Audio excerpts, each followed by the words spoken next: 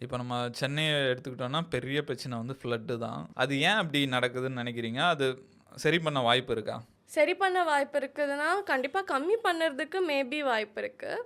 ஆ இதோட காரணம் அப்படின்னா, அன்பிளான்டான அர்பன் டெவலப்மெண்ட்ன்றது தான் வந்து முக்கியமான காரணம். ஆனா பெரிய பெரிய பில்டர்ஸ் இல்ல கவர்மெண்ட் இன்ஸ்டிடியூஷன்ஸே வந்து பெரிய ஆக்கிரமிப்புகள் பண்ணியிருக்காங்க.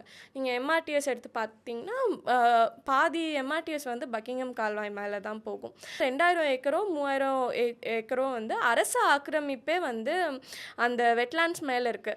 ஸோ எண்ணூர் கழிமுகம், எண்ணூர் முகத்வாரம் அப்படின்றது வந்து சென்னையோட ஃப்ளட் மிட்டிகேஷனுக்கு குறிப்பா நார்த் சென்னை பகுதியோட ஃப்ளட் மிட்டிகேஷனுக்கு வந்து ரொம்ப முக்கியமான ஈரநிலை. 2015 வெள்ளத்தப்போ வந்து கூவமும், அடையாரும் சேர்ந்து கடலுக்கு எடுத்துட்டு போன தண்ணிய விட, கொசஸ்தலை ஆறு வந்து 2 மடங்கு தண்ணி எடுத்துட்டு போச்சு. அப்ப அந்த என்க்ரோச்மென்ட்க்கு கவர்மெண்ட் என்ன மாதிரியான ஆக்ஷன்ஸ் எடுக்க போகுது அப்படின்ற கேள்விகள் வந்து இருக்கு. அ இன்னொரு பெரிய எக்ஸாம்பிள் சொல்லணும்னா, நம்மளோட நகரம் வளர்ந்ததே வந்து முதல்ல ஜார்ஜ் டவுன் வந்து வந்துச்சு.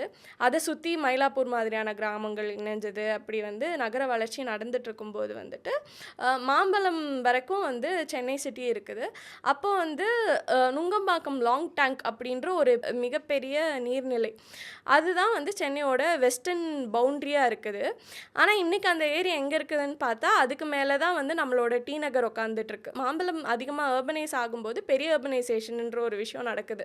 அப்போ வந்து மாம்பலம் ஹவுசிங் சொசைட்டி அப்படின்ட்டு ஒண்ணு கட்டுறதுக்காக, இந்த நுங்கம்பாக்கம் லாங் டேங்க் மேல மண்ண கொட்டி, அத ஆக்கிரமிச்சு கட்டுறாங்க. அதுதான் நம்ம இப்போ பார்க்குற டி நகரா இருக்கட்டும் சரி, நுங்கம்பாக்கம் ஏரியா, அ அ நம்மளோட லயோலா காலேஜ், வள்ளுவர் கோட்டம் உட்பட இது எல்லாமே அந்த லாங் டேங்க் மேல தான் உட்காந்துட்டுருக்கு.